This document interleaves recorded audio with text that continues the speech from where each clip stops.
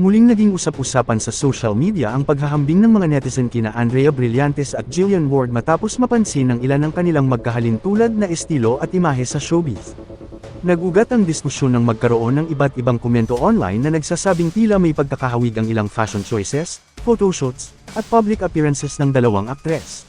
Dahil dito, nahati ang opinyon ng mga netizen kung sino ang mas nakakaagaw ng atensyon sa kasalukuyan.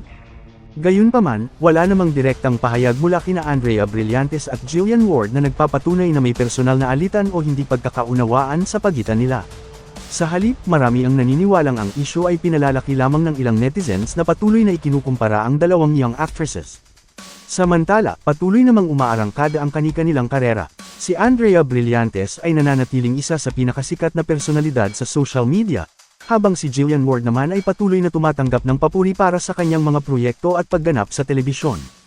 Sa ngayon, nananatiling haka-haka lamang ang sinasabing rivalry ng dalawa, at wala pang malinaw na ebidensyang nagpapatunay na may tunay na alitan sa pagitan nina Andrea Brillantes at Jillian Ward.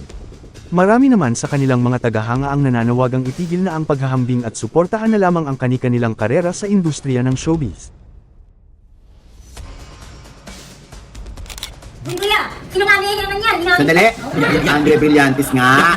Ayun. Ano ba itong nag-aaway daw sila ni Jillian Ward? Ano ba ito? Naku, ito tungkol dyan, hindi sila nag-aaway. Yung mga fans nila nag-aaway. O bakit ba? Saan ba ito nagsimula? Eh yun nga, Papa O. Oh. Nagpakulay lang ng buhok yung isa, tapos yung isa naman, isinabog na dun sa isa. Tapos isang puntos sila. O sino nagpakulay ng buhok? Si Jillian Ward ang unang nagpakulay ng hair. O so ang nagkulay ng buhok ni Jillian, si Andrea. Oh, hindi.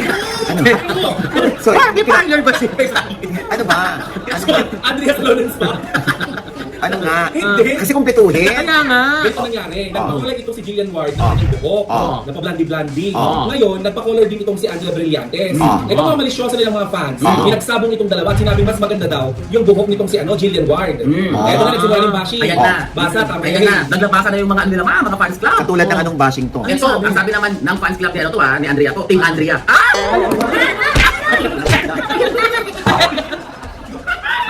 Andrea. Bulat. Andrea Bulat. Kinabahan ako, akala ko sinabi yan ba?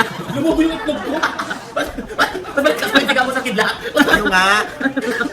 Ano ba sinabi kasi? At tagal mo kasi magbasa. Mas malakas ang dating ko kasi sa blondie pa. O, go. Ito na. As a guy, hindi ako attracted kay Jillian Ward. Hindi ko alam kung bakit. Although maganda naman siya, pero hindi talaga siya attractive. Unlike kay Andrea na ang lakas ng appeal. Eh, ito ka ngayon. Sumagot naman ang fans club ni Jillian. Laylay na. Yun lang sinabi. Laylay na kasi may picture dito. Sino nga laylay na? Yung kay Jillian. Yung kay Andrea daw mana. Anong laylay to? Hindi, Chi. Ano yung dibdib? Laylay na? Oo. Kasi, tapos isa, sinubwendahan. Parang nanay na parang nakuha lang sa beer house. Ay, grabe naman. Sabi yung mga fans club.